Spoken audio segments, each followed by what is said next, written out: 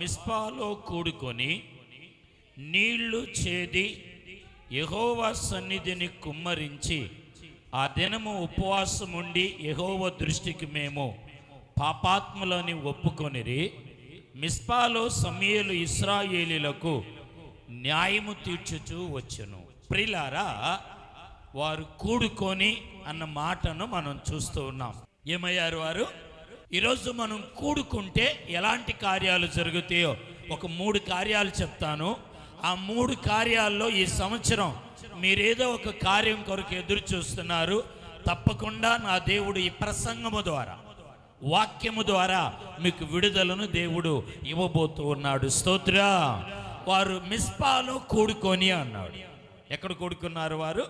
వారు మిస్పాలో కూడుకొని అన్నారు. బైబిల్లో కూడా యేసు ప్రభు వారు ఎక్కడ 2, 3 నా నామములో కూడి ఉంటారో వారి మధ్య నేను ఉంటాను అన్నాడు. ఇప్పుడు ప్రియులారా, 2, 3 ఎక్కడ ఉంటారు? అందరు చెప్పండి, త్వరగా చెప్పండి. 2, 3 ఎక్కడ ఉంటారంటే నీ ఇంటిలోనే, నీ గుడారములోనే భార్య, భర్త, అమ్మాయో, అబ్బాయో, లేక నీ ఇంటి పనివారో. ప్రియులారా, ద్వితీయోపదేశ కాండములో చెప్పినట్లుగా నీ ఇంటిలోనే మీరు కూడుకొని ప్రార్థన చేస్తే దేవుడు ఏం చేస్తాడంటే ప్రియులారా, అద్భుతం చేస్తాడు. మనం కూడుకోం, ఎవరి దారి వాళ్ళది. మేము ఇదివరకు అందరం కూడుకునేవాళ్ళం, అందరం ప్రార్థన చేసేవాళ్ళం. కొంతమంది సండే స్కూల్ పిల్లలు కూడా కూడుకునేవాళ్ళు. మా ఇంట్లో సేవకులు కూడుకునేవాళ్ళు. ఇప్పుడు అందరూ సేవకులు అందరూ చెదిరి వెళ్ళి సేవ చేస్తున్నారు. ఇప్పుడు ఇక్కడున్న సేవకుడు కూడా మా దగ్గర కూడుకునేవాడు. మా ప్లేట్ దగ్గర కూడుకునేవాడు, మా పక్కన కూడుకునేవాడు, మా పడకలో కూడుకునేవాడు, మా పరిచర్యలో కూడుకునేవాడు. ఈ మాటనే మరొక వ్యక్తితో చెప్తే మనం ఇలా కూడుకున్నాం కదయ్యా అంటే ఆ మాటను పెద్ద ఇష్యూ చేశాడు. కూడుకునే విధానం ముందు చూసారా? మనము ఎక్కడ 2 లేక 3 నా నామం పేరిట కూడుకుంటారో వారి మధ్య నేను ఉంటాను. మనం సంఘంగా కొద్దిమంది కూడాం ప్రియులారా, దేవుడు మన మధ్య ఉన్నాడు. స్తోత్ర. జపన్య 2:2 అంటాడు, నేను జ్ఞాపకం చేశాను చూడండి. రాక మునిపే అంటే బైబిల్లో ఇక్కడ ఏమంటాడంటే మీ మీదికి శిక్ష రాకమునుపు, ఉగ్రత రాకమునుపు. ప్రే దేవుని బిడలారా, ప్రే దేవుని సంఘస్థులారా, ఈ లైవ్ ద్వారా మీరు ఎక్కడ ఏ ప్రాంతంలో నుండి వాక్యం వింటున్నారో మీకు ఉగ్రత వచ్చిందా, కీడు ఉన్నదా, నష్టం ఉన్నదా, నిరాశలో నలిగిపోయారా, పిల్లలు అంది వచ్చి పిల్లలు శత్రువులయ్యారా, ఇంటి వారి ప్రియులారా మీ జీవితంలో కీడు కల్పిస్తున్నారా, నష్టపోయి ఉన్నారా, ఒంటరిగా మిగిలిపోయారా, జీవితంలో కొట్టుమిట్టులాడుతూ ఉన్నారా? ఇక్కడ జపన్యా గ్రంథములో రాయబడుతున్న మాట 2వ అధ్యాయం 2వ వచనములో కీడు రాకమునుపు, నష్టము కలగక మునుపు, శాపము మీ మీదకి రాకమునుపు మీరు కూడి ప్రార్థించండి. ఏం చేయమన్నాడు? చెప్పాలి, ఏం చేయమన్నాడు? ఇంకొక 1, 2 నెలలు, 3 నెలలు పెద్ద కీడు, పెద్ద నష్టం రాబోతుంది. ఏంది పాస్టర్ గారు బాంబు వేసేసాడు అంటారా? నేను అంటాను, ఉగ్రత దినం, శ్రమ దినం, కీడు దినం రాబోతుంది. నీ పిల్లలు పరీక్ష రాయబోతున్నారు. ఇప్పుడు ప్రియులారా, కరోనా వైరస్ తర్వాత కొత్త వ్యాధి ఏంటంటే ప్రతి మనిషికి ఇప్పుడు క్యాన్సర్ వస్తుంది. ప్రతి మనిషి క్యాన్సర్ జబ్బుతో బాధపడుతున్నారు. నేనంటాను ప్రియులారా, మరి 100 మందికి ఒక్కళ్ళైనా ఉన్నారని భావిస్తుంది మన ఆంధ్ర రాష్ట్రంలో, ముఖ్యంగా తెలంగాణ ప్రాంతంలో. నిన్న తెలంగాణ నుంచి సేవకుడు వచ్చి ప్రార్థించాడు. నేను అంటున్నాడు, జపన్య 2:2 అన్నాడు, ఉగ్రత రాకమునిపే, కీడు రాకమునిపే, నష్టము కలక్కమునిపే, అపజయము రాకమునిపే మనము కూడి ప్రార్థించాలి. మరి చాలా మంది ముగింపులో కూడా వస్తున్నారు. ఇది ఎక్కడ న్యాయం అండి? అందరి మాట చెల్లిద్దండి. కనీసం సైకిల్ స్టాండ్ దగ్గర గొరకాన టికెట్లు చింపే, ఏమండి ఆ గేటు దగ్గర టికెట్లు చింపుతాడు. టికెట్లు చింపేవాడు కూడా భయపడి టికెట్ లేకపోతే పంపి, ఆ సైకిల్ స్టాండ్ దగ్గర ఆ వాచ్మెన్ ప్రియులారా, వాడికి భయపడి వాడి కరెక్ట్గా వాడి మాట వింటాం, లోబడతాం. కానీ ఈరోజు వాక్యానికి, సేవకునికి భయపడట్లేదు, లోబడట్లేదు. ఈరోజు దేవుని వాక్యములో, దైవ సన్నిధిలో, దేవుని మందిరాల్లో ప్రియులారా, చాలా మంది ఈరోజు భయం లేకుండా దేవుని ఉగ్రతకి, కీడుకి, శాపానికి గురి అవుతున్నారు. ఎన్ని ఉగ్రతలు, ఎన్ని కీడు, ఎంత నష్టం వచ్చినా మేము ఎదుర్కొంటాం, కానీ మేమాత్రము లోబడము అంటారు. బైబిల్లో హెబ్రీ 10:25 చెప్పాను కదా, కొందరు కూడుకొనుట మానుకుందాము అనుకుంటున్నారు, కానీ కొంతమంది మానుకోకుండా కూడుకుంటున్నారు. మీకు తెలిసిన వాక్యమే. ఈరోజు 3 విషయాలు చెప్తా. కొందరి మానుకుందాం. ఏమండి, సేవకునికి సంఘంలోకి వచ్చి కార్యాలు పొందుకున్న తర్వాత సంఘంలో నుండి బయటికి వెళ్ళిపోతున్నారు. కార్యాలు పొందుకున్న తర్వాత ఒక సంఘం ఏం చేసిందో తెలుసా? అపోస్తలుల కార్యం 2:46 ఏక మనస్సుతో వాళ్ళు కూడుకున్నారంట. నేను రూట్ తప్పుతున్నానా?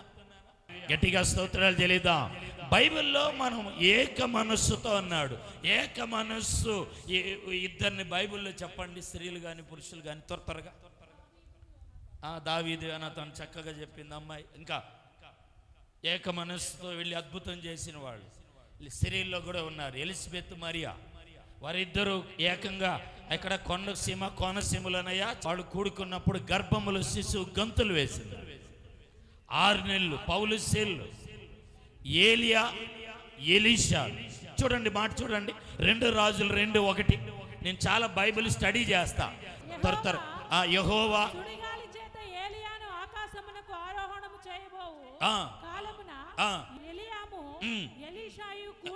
ఏలియాను ఎలీషాను కూడి దగ్గరే ఉన్నామా, చీల్చే దగ్గర ఉన్నామా? నేను చూపించేయాలి. వాళ్ళిద్దరు కూడినప్పుడు ఏం జరిగిందో తెలుసా? ముందు ప్రియులారా, అగ్ని రథాలు వచ్చాయి. నువ్వు ఒంటరిగా ఉన్నావు, నువ్వు విడిపోయి ఉన్నావు, నువ్వు సరైన సంఘంలో లేవు, నీకు సరైన ఆత్మ కలిగిన సేవకుడు లేడు, నీలో వాక్యానుభవం లేదు, కాబట్టి ఒంటరిగా అపజయాలు ఎదుర్కొంటున్నావు. ఎప్పుడు ఎలీషా, ఏలియా కూడారో అగ్ని రథాలు దిగింది. స్తోత్ర. అగ్ని రథాలు ఆకాశములో నుండి భూమికి కిందకి వచ్చి ఏలియానే ఆకాశములోనికి ఎక్కి వెళ్ళిపోయి. ఈరోజు నువ్వు కూడి ప్రార్థన చేస్తే నీ ప్రార్థన అగ్ని రథాలుగా ఏమైందంటే పరలోకానికి చేరునుగాక. మీరు కూడి సంఘము సేవకులతో ప్రార్థన చేశారు, అది అహరోనమై ఏలియా, ఎలీషా లాగా అది చేరునుగాక. రెండవది ఏమైంది తెలుసా? ఈ అయ్యగారు వెళ్ళిపోగానే విడవబడిన అయ్యగారి పేరేంది నేను మర్చిపోయాను. అమ్మ ఏం పేరు? విడిచిపెట్టిన. టకటక చెప్తారనుకుంటారు మీరు చాలా మత్తు ఇంజెక్షన్ వేసుకొని వచ్చారేమో. ఇంకా కొన్ని సంఘాలు ఉంటాయి, ఆ సంఘాలకు వెళ్తే మీరు ఏమవుతారు? అసలు ఇంత ఉద్యోగంగా ఉంటేనే కదిలింపబడకుండా ఉన్నారు. ఆమేన్ చెప్దా, స్తోత్రాలు చెల్లిదా. విడవబడిన వ్యక్తి ఎవరంటే ఎలీషా. ప్రియులారా, ఎలీషా మీదకి దుప్పటి వరాలుగా రెండవ కార్యం ఏంటంటే, కూడినప్పుడు వాళ్ళు ఆ దుప్పటి యోర్దాను నది మీద కొట్టగా నది 2 పాయలాయను. స్తోత్ర. యోర్దాను 2 పాయలు అంటే నీ అపజయము 2 పాయలు, నీ చీకటి 2 పాళ్ళు, నీకున్న సాతానుడి చేతిలో ఉన్న కార్యము 2 పాయలై దారి విడుదల కలిగింది. ఏం అర్థం కాల ఆయనకి. ఆయన వెళ్ళిపోయాడు, యోర్దాను నది 2 అయింది. ఆ వెళ్ళిన కొద్దిసేపటికి ఏమయ్యాడంటే అప్పుడు ఒక ట్రైల్ వేసుకున్నాడు ముందు. ఆ ట్రైల్ ఏంటంటే బోడాడా అంటే వెంటనే కోపం వచ్చి రోషం. అది శాపం, కీడు కాదు. ఒక ఆయన ఫోన్ చేసి అడుగుతాడు, సేవ కూడా అలా చెప్పొచ్చా? ఎలుగుబంట్లు వచ్చి తినేసి నీ పిల్లవాడినని. నెక్స్ట్ 3 మూడవది ఏం జరిగిందో తెలుసా? అక్కడ ట్రైల్ వేసుకున్నాడు, అక్కడ ఆ చేదుగా ఉన్నది. అక్కడ ఏమండి, ఆ నీటి ఊట ఏమైందంటే చేదుగా ఉన్నప్పుడు, అది విషంగా ఉన్నప్పుడు ఈ ఎలీషా గారు ఏం చేశాడంటే, దాన్ని ఉప్పు వేసాడా? ఉప్పు వేయలేదా? ఏలియా గారు ప్రియులారా, దేవుని వాక్యంలో ఆయన చేసిన మరి 16 అద్భుతాలు అయితే 32 అద్భుతాలు, ఆశ్చర్యమైన కార్యాలు జరిగింది. నేను చిన్న మాట విపరీతంగా అక్కడ వాళ్ళిద్దరి గురించి చెప్పడం రాదు కానీ తెలియదు, అక్కడ సమయం ఉండదు. కానీ నేను చెప్పేది ఏంటంటే, వాళ్ళు కూడినప్పుడు ఏలియా కన్నా ఎలీషా ఏం చేశాడంటే అద్భుతమైన కార్యాలు చేశాడు. ఇప్పుడు వీళ్ళు కూడారు. ఎందుకు కూడారంటే, ముగింపులో ఉన్నాం. వీళ్ళు ఎందుకు కూడుకున్నారంటే ప్రియులారా, మిస్పాలో ఎందుకు కూడుకున్నారంటే, నేను రిఫరెన్స్ చెప్తాను, రాసుకోండి. వాళ్ళు రాజు లేడు, వాళ్ళకి రాజు ఉన్నాడు, అప్పుడు రాజు లేడు. విషయం ఏమిటంటే, ఇప్పుడు ఫిలిష్తీయులు వచ్చి మందసాన్ని పట్టుకున్నారు. మందసము లేదు ఎవరి దగ్గర? ఇశ్రాయేలీల దగ్గర. వీళ్ళకి పరిపాలించే రాజు లేడు, యుద్ధం చేసేవాళ్ళు లేరు. దేవుని వాక్యంలో సమూయేలు ఉన్నాడు. ఇప్పుడు ఏం చేశారంటే, వీళ్ళు రాజు కొరకు, మందసం కొరకు వాళ్ళు మిస్పాలో కూడుకొనిరి అని రాయబడింది. కూడుకున్న తర్వాత 3 విషయాలు చెప్తాను. మిస్పాలోనే ఎందుకు కూడుకున్నారంటే, మిస్పా అంటే రాసుకోండి, ఆదికాండం 33 విషయాలు చెప్తాను. మిస్పా అంటే ప్రియులారా, మిస్పా అంటే 3 విషయాలు చూడండి. ఉపవాస ప్రార్థన మొదటి బైబిల్లో ఆదికాండం 31:48 31:48లో యాకోబు లాబానులు మనం చూస్తాం. లాబాను యాకోబుని మోసం చేస్తాడు. పిల్లనిచ్చే విషయంలో, పని చేసే విషయంలో, జీతాన్ని ముమ్మారు మార్చే విషయంలో మోసం చేసినప్పుడు ఇతడు ప్రార్థన చేస్తాడు ప్రియులారా. అప్పుడు ఏమైందంటే, వాళ్ళు మిస్పా దగ్గరికి రాగా, గిల్గాదులో దేవుడు ఏం చేస్తాడంటే లాబానుతో మాట్లాడతాడు. గిల్గాదులో లాబానుతో మాట్లాడిన తర్వాత ఈ 31:48లోకి వచ్చిన తర్వాత ఆ ఒక్క మాట చదువు తల్లి, ఒక్క మాట చదవండి. ఈ కుప్ప నీకును నాకును మధ్యలో సాక్షిగా ఉన్నది, కాబట్టి దానికి గలేదని పేరు పెట్టెను. మరియు మనము ఒకరికొకరము దూరముగా నుండగా యెహోవా నాకును నీకును మధ్య జరుగునది కనిపెట్టునని చెప్పెను. కనుక దానికి మిస్పా అని పేరు పెట్టెను. అక్కడ మిస్పా అంటే అర్థం ఏంటంటే, నెంబర్ 1 మొట్టమొదటిగా ప్రియులారా, సాక్ష్యము. నీకును నాకును మధ్యలో ఇప్పుడు సమాధానం పడిపోయారు వాళ్ళు. వీళ్ళు మిస్పాలో ఎందుకు కూడుకున్నారంటే, మిస్పా అంటే ప్రియులారా, మనం కూడుకునేది ఎలా కూడుకోవాలి అంటే సమాధానంగా కూడుకోవాలి. మీకు అర్థమవుతుందో లేదు? లాబాను యాకోబుకు సమాధానం లేదు. వాళ్ళు గొర్రెల దగ్గర సమాధానం లేదు, జీతం దగ్గర సమాధానం లేదు, పిల్లని ఇచ్చి పుచ్చుకునే దగ్గర సమాధానం లేదు, పని దగ్గర సమాధానం లేదు. అర్థమవుతుందో లేదు?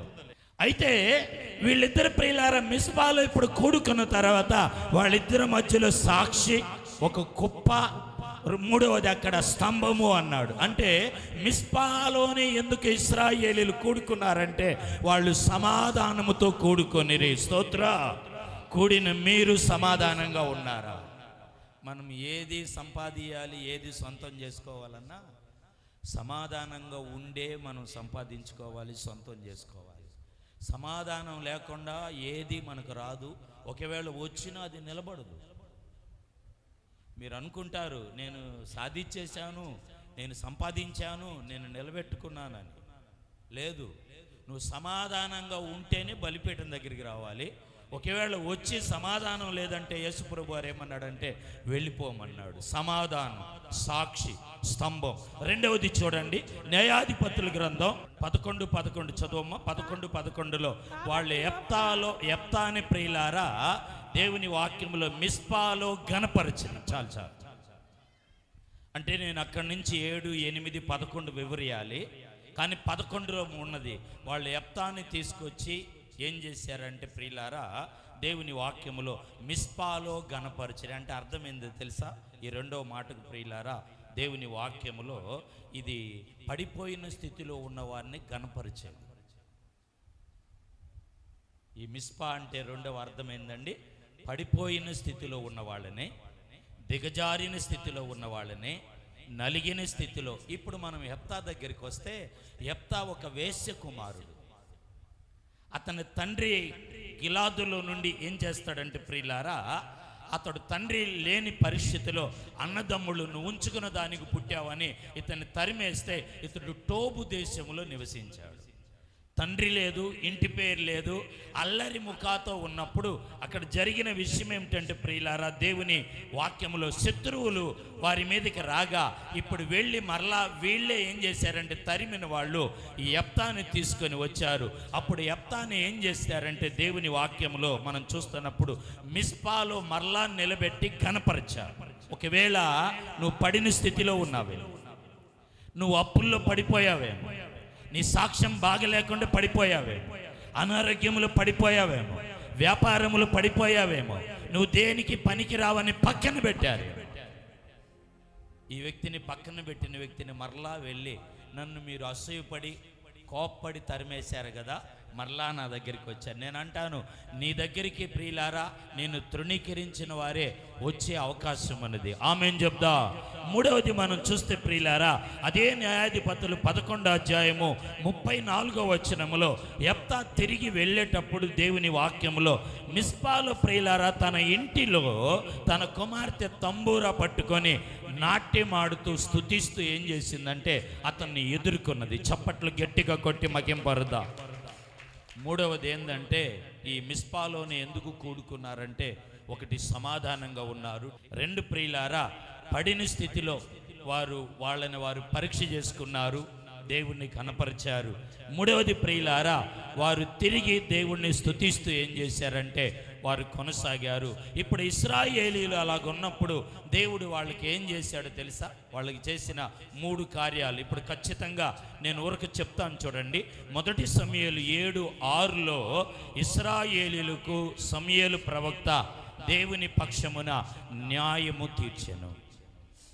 వాళ్ళు కూడి ప్రార్థించినప్పుడు మొదటి ఆశీర్వాదం ఏమిటంటే దేవుడు వారికి న్యాయము తీర్చును. నా దేవుడు మీకు న్యాయము తీర్చునుగాక. చెప్పండి పక్కన వాళ్ళకి, దేవుడు మీకు న్యాయం తీర్చునుగాక. స్థలములో న్యాయం తీరుస్తాడు. డబ్బులు తీసుకుంటే ఈ రోజుల్లో ఇవ్వట్లేదండి. ఈరోజు డబ్బులు తీసుకుంటే ఇవ్వట్లా. డబ్బులు తీసుకునేటప్పుడు ఏమంటారో పువ్వుల్లో పెట్టి ఇచ్చేస్తానంటారు. పువ్వుల్లో కాదు, ముళ్ళల్లో పెట్టి కూడా ఎవరు తీసుకున్న వాళ్ళు రాజులు. ఇక్కడెవరో సహోదరుడు, ఆయన స్థలం చాలా ఉంది, అటోడు జరిగాడు, ఇటోడు జరిగాడు, ఇటోడు జరిగాడు. అర్థమవుతుందా? అంటే న్యాయం లేదు, కానీ దేవుడు ఇశ్రాయేలీలకు న్యాయము తీర్చెను. రెండవది వాళ్ళు కూడి ప్రార్థించినప్పుడు 7:10లో ప్రియులారా ఇశ్రాయేలీలు చేతిలో ఫిలిష్తీయులు 7:10లో మొదటి సమూయేలు ఫిలిష్తీయులు ఓడిపోయి, ఇప్పటి వరకు నువ్వు ఓడిపోయావు, ఇప్పుడు సాతానుడు ఓడిపోబోతున్నాడు. కొట్టండి చప్పట్లు. రేపు పరీక్షల్లో ప్రియులారా అపజయం ఓడిపోబోతుంది. స్తోత్ర. నీ సేవలో ఉన్న సాతానుడు శోధన ఓడిపోబోతున్నది. గట్టిగా స్తోత్రం చెల్లిదా. మూడవది ప్రియులారా బైబిల్లో మనం చూసినప్పుడు మొదటి సమూయేలు 7:12లో అక్కడ వారు ఒక రాయిని తీసి నిలబెట్టి దానికి ఎబెనేజరు అని పేరు పెట్టారు. ఎబెనేజరు అంటే దేవుని సహాయము. దేవుడు మీకు సహాయము చేయునుగాక. ఈరోజు ఏదో సహాయం కొరకు మీరు ఎదురు చూస్తూ ఉన్నారు. ఆ సహాయం మీరు పొందుకోలేదు. 2025, 24, 26లో నా దేవుడు అంటున్నాడు కదా, మీరు కూడి ప్రార్థిస్తే మూడవది ఆయన సహాయం చేసే దేవుడు.